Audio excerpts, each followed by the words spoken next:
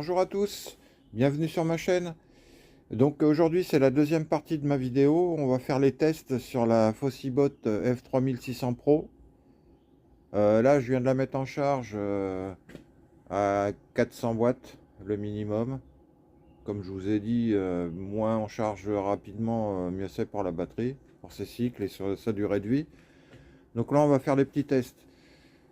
J'ai branché trois petits appareils, un compresseur d'air, un vieux radiateur, une meuleuse. Bon, la meuleuse 150 watts, le radiateur, vu qu'il est vieux, il fonctionne plus trop bien. Il n'y a qu'une position qui fonctionne, 900 watts. Et lui, il fait le compresseur 1500 watts. Donc je vais allumer tout ça tout doucement, un par un, et on va voir ce qui se passe. Donc la meuleuse.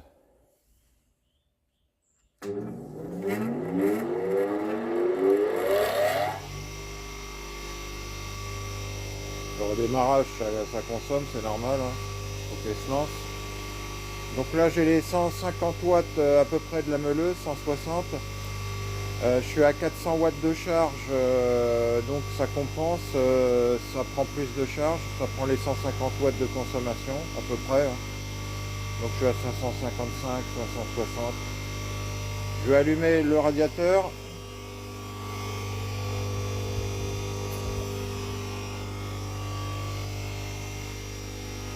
Donc plus 900 watts, je suis à 1000 et quelques.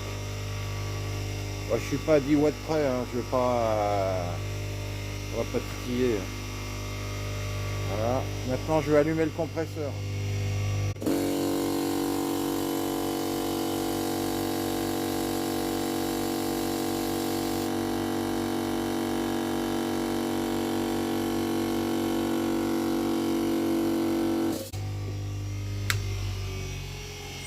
On éteint tout et ça fonctionne super bien.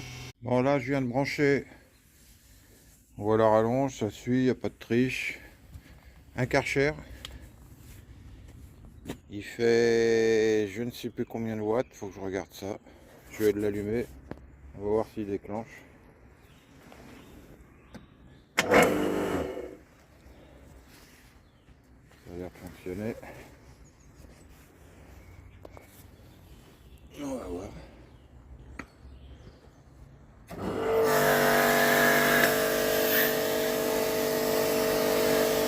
Ça fonctionne super bien. Je vais aller voir combien ça consomme.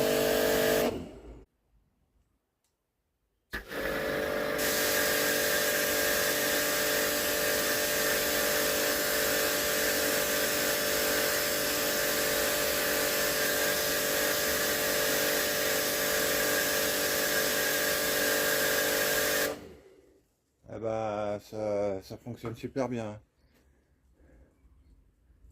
Parce que quand je le branche sur mon tableau électrique là, du local, des fois ça disjoncte. Et là ça tient le coup. Donc je vais allumer mon chauffage avec et on va voir ce qui se passe. Donc là le chauffage est allumé. 900 watts, 920 watts. Je prends le Karcher.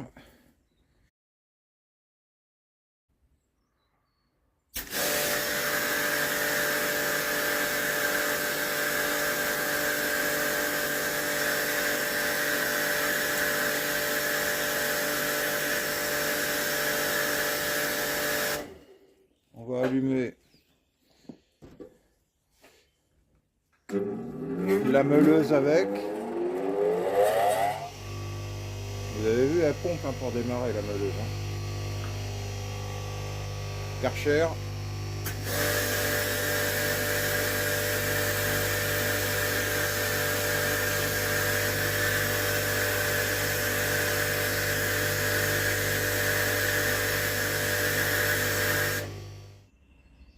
Bon là, la batterie ne recharge plus, elle est déconnectée du secteur.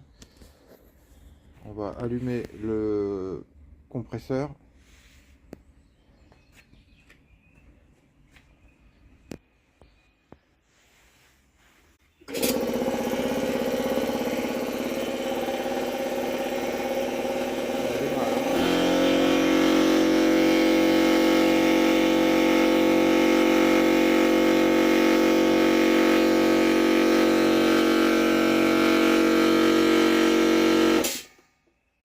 Ah, ça a eu du mal à démarrer, hein. Quand il est chaud, je pense que ça doit le faire.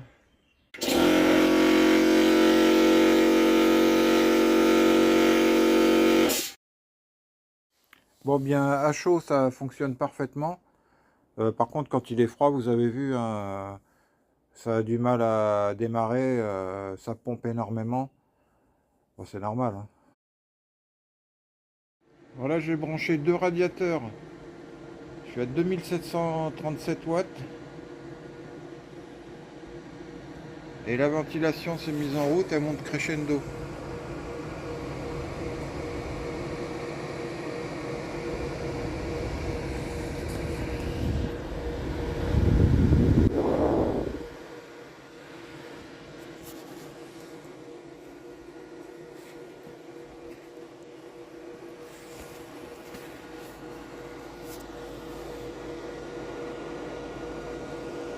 Je pense qu'on entend quand même.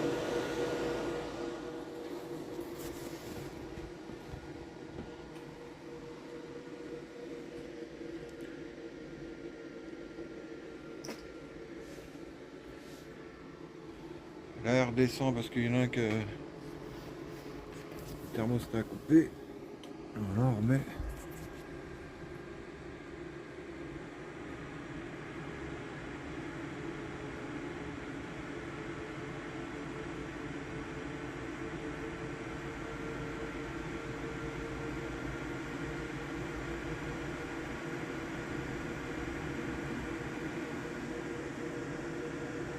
« 66 minutes d'autonomie, je suis déjà passé à 91.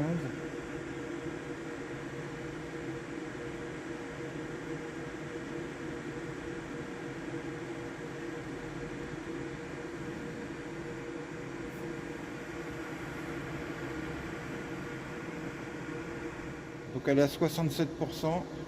Je suis toujours à 2730 watts. Elle ventile. Je pense que là, elle va aller au maximum de sa ventilation. Bah, c'est un petit ventilateur, hein, c'est rien.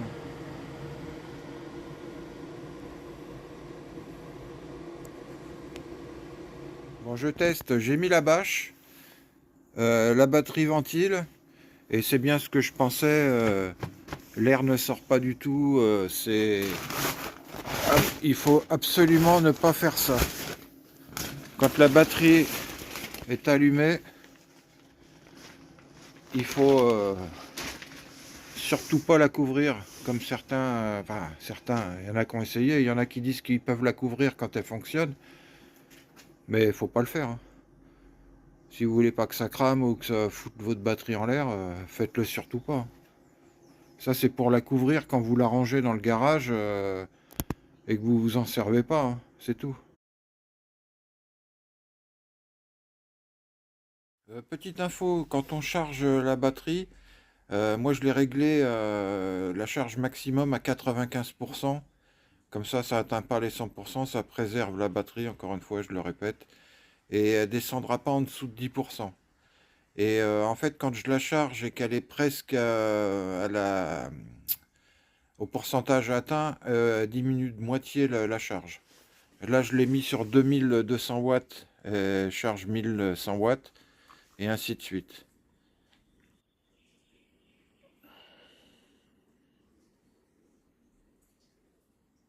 Alors, je vais la mettre à 400, comme ça on va voir.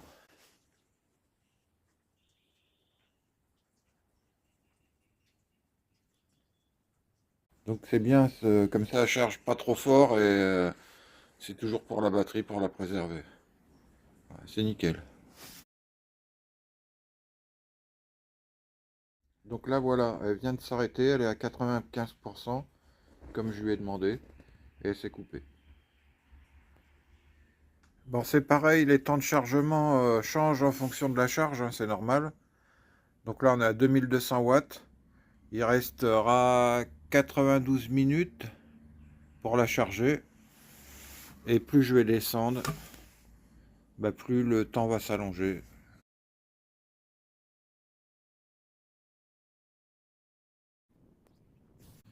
On va descendre directement à 400 watts. Il faut s'adapter tout doucement.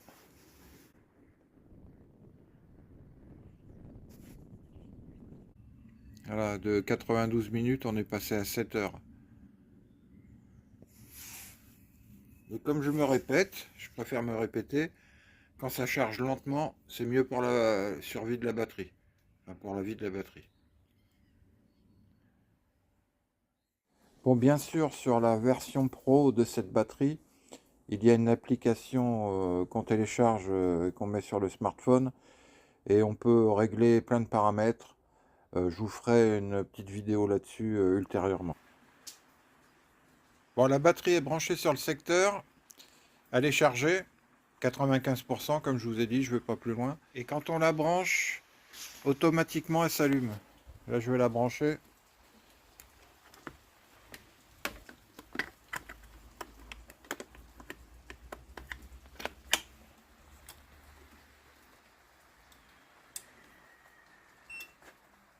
Voilà, elle s'allume. Et c'est pareil, quand elle est branchée, on ne peut pas l'éteindre.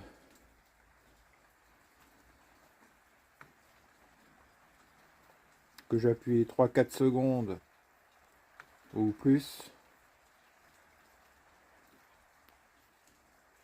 et s'éteint pas. Je pense qu'on aurait pu avoir le choix de l'éteindre même si elle est branchée. Donc là, je vais la débrancher.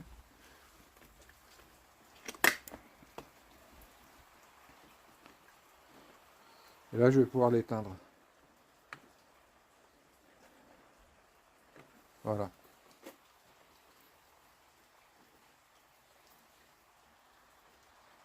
Bon, sur ce, c'est la fin de la vidéo.